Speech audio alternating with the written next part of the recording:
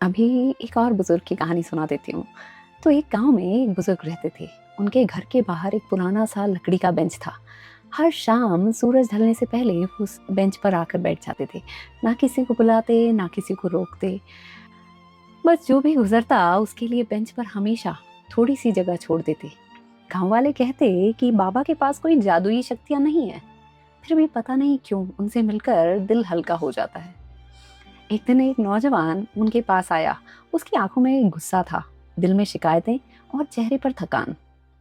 उसने पूछा कि बाबा, आप हर रोज यहाँ बैठकर करते क्या हैं? बुजुर्ग मुस्कुराए, बोले इंतजार। नौजवान ने पूछा, किसका इंतजार? वो बोले, उस इंसान का जिसे आज किसी की जरूरत हो। नौजवान हंस पड़ा, बोला, सिर्फ दो बातें कर देने से किसी की जिंदगी बदल जाती है क्या? बुजुर्ग ने सामने खड़े बरगद के पेड़ की तरफ इशारा किया।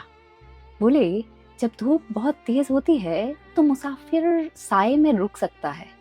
साया उसकी मंजिल आसान नहीं करता, बस उसे इतनी ताकत दे देता है कि वो फिर से चल सके। फिर बुजुर्ग ने धीरे से कहा, बेटा, हर इंसान को मशवरा नहीं चाहिए होता। कभी कभी सिर्फ इतना चाहिए होता है कि कोई उसकी बातें बिना टोके सुन ले। समय बीतता गया। नौजवान रोज शाम को आने लगा। एक दिन उसने देखा कि एक मजदूर आया था। बाबा ने उसे पानी पिलाया। एक माँ आई।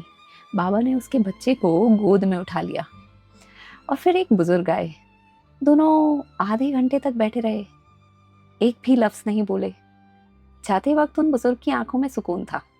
नौजवान हैरान था, बोला, आपने उनसे कुछ कहा ही नहीं? बाबा मुस्कुरा दिए, बोले, हर दर्द को लफ्जों की जरूरत नहीं होती। कुछ दर्द सिर्फ किसी की मौजूदगी से हल्के हो जाते हैं। कुछ महीने बीत गए और बाबा इस दुनिया से चले गए। बेंच वहीं रहा।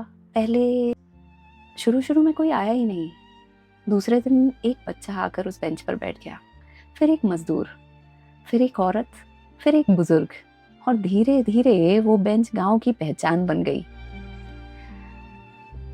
एक दिन नौजवान वापस आया।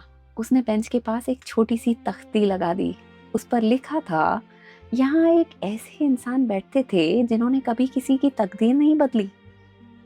बस इतना किया कि जब दुनिया जल्दी में थी, उन्होंने हर इंसान के लिए थोड़ा सा वक्त निकाला। जब लोग फैसले सुना रहे थे, उन्होंने लोगों को सुना। और जब लोग टूट रहे थे, उन्होंने उन्हें जोड़ने की कोशिश की।